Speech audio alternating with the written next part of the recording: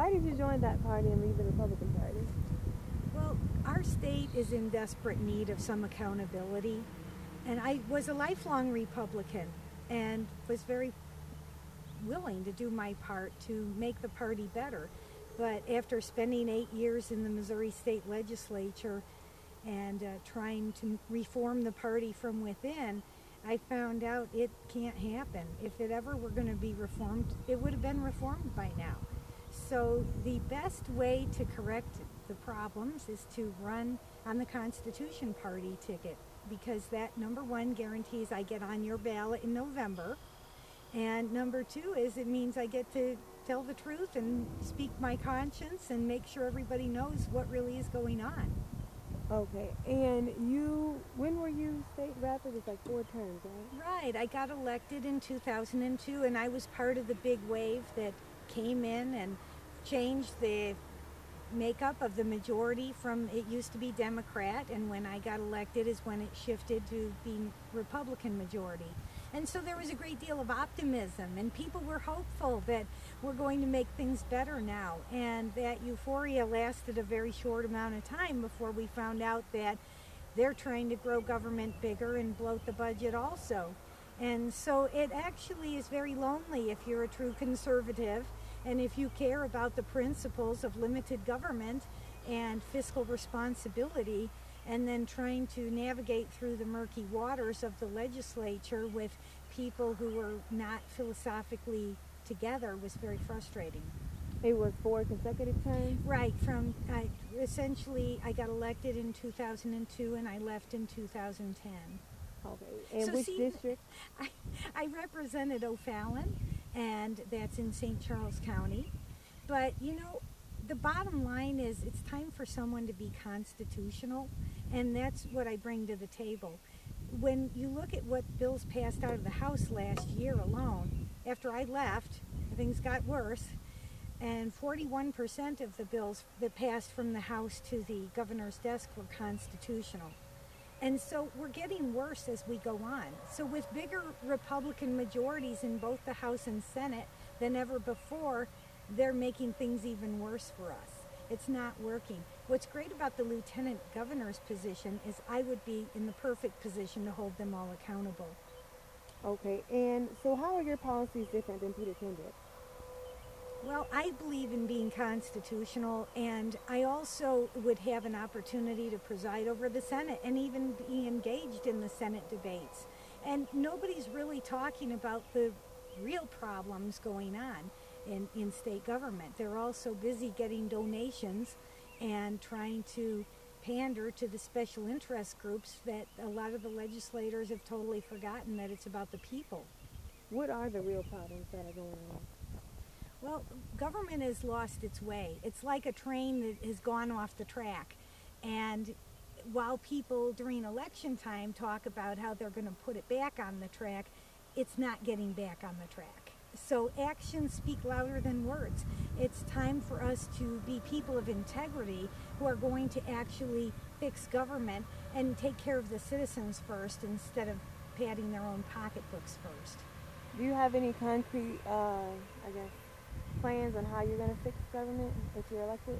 Well, the lieutenant governor is a position that is not deeply legislatively involved or executively involved until the governor cannot fulfill his term for any reason.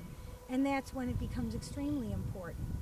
So as lieutenant governor, though, I can raise the iron shade.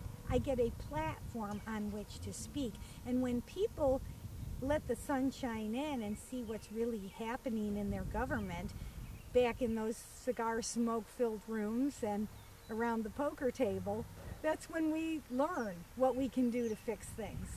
And so being lieutenant governor gives the people a choice to have somebody who's motivated by what's going to take care of them. And I believe history will record with the greatest astonishment what happened when people actually did have a choice.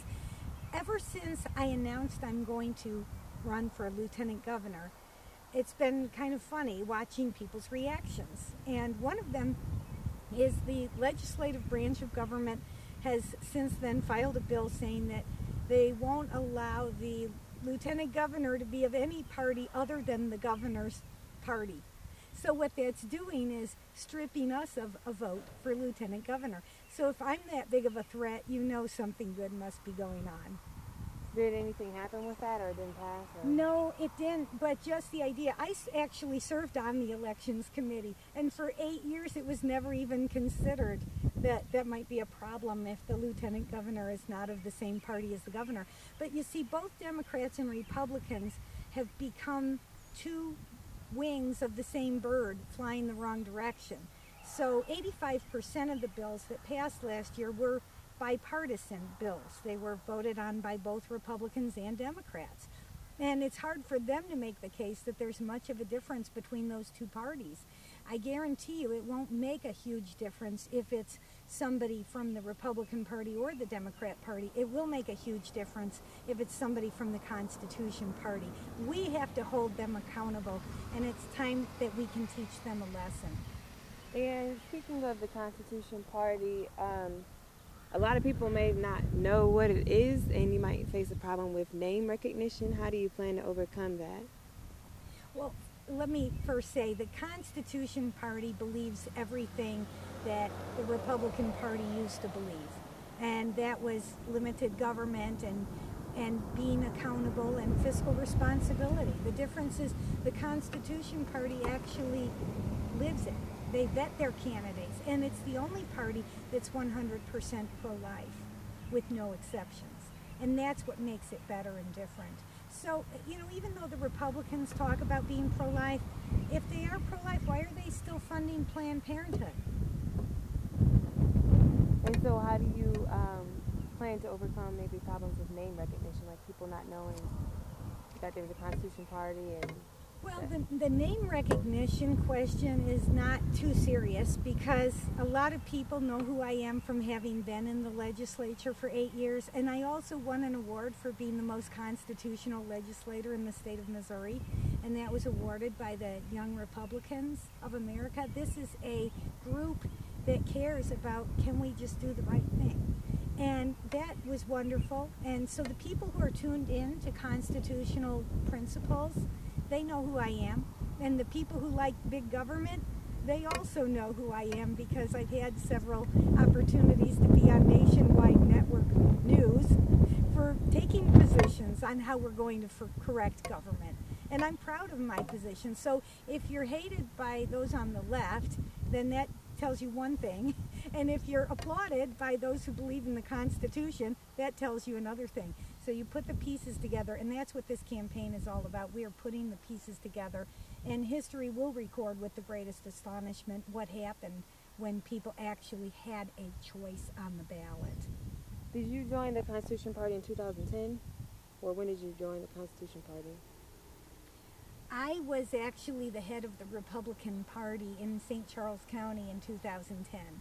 And so it took me until 2011 to observe some of the shady dealings and realize that I'm with a party that cares more about winning elections than doing what's right. And if we ever get to that point, we're in big trouble. We need to first care about our integrity, our honesty, and doing the right thing.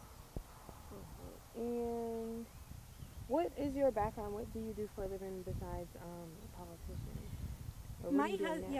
My husband and I own a Christian bookstore, and it's in O'Fallon, Back to Basics Christian Bookstore, and we're right in the middle of O'Fallon. And we did it because we asked 3 questions. What is something O'Fallon needs that it doesn't have that would raise the moral fiber of the community? And that was 23 years ago we opened up, but the question still is, how can we impact our culture for good? And so you're a businesswoman? Mm-hmm. Yep, I own my own business. I understand what it's like to respect the free market principles. And that's what started even my political involvement, is when my city government made a decision that was going to hurt the businesses in my community. And we got together and formed the O'Fallon Business Association, and they appointed me to chair the legislative committee. So I said, what does the legislative committee do? And they said, go to the Board of Aldermen meetings and tell us what government's doing to ruin our lives next. And I thought, I can do that. So I did. I went to all the meetings, and I finally reported back after a year that, folks, we can't fix government unless we change the people in those seats.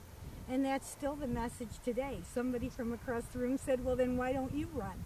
And I thought, well, why don't I run? You can't complain about your government if you're not going to do anything to fix it. Is there anything else you'd like to say? Just that I appreciate everybody in northern Missouri. It's so refreshing being with some like-minded people. And what makes Missouri special is because we love freedom.